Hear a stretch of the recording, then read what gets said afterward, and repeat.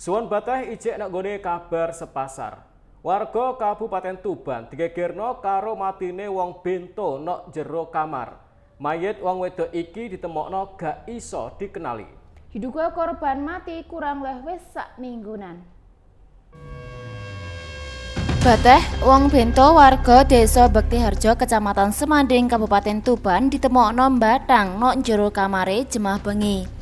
Wong wedok sing jenenge Rasitin 40 tahun iki diduga wis mati sak minggu kepungkur.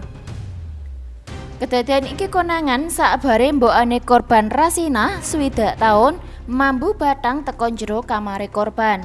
Sakbare kuwi mbokane korban njaluk salah sijine warga kanggo ngecek karo nemokno mayit korban ora rupa sampe gak iso dikenali. Korban kuwi wong bento. Saurunge kuwi korban sempet ping pindho digawa no RSJ Menur Surabaya. Sakbare korban digawa muleh karo dikai obat penenang teko dokter. Teko keterangane warga, korban gawene ngamukan karo nyerang wong sing ngedeki sampai korban dikurung nok jero kamar. Mbokane korban sing wis sepuh mok wani ngekeki mangan lewat jendela kamare.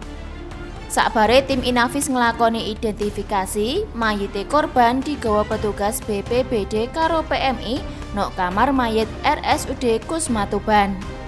Ziki Muhammad, JTV.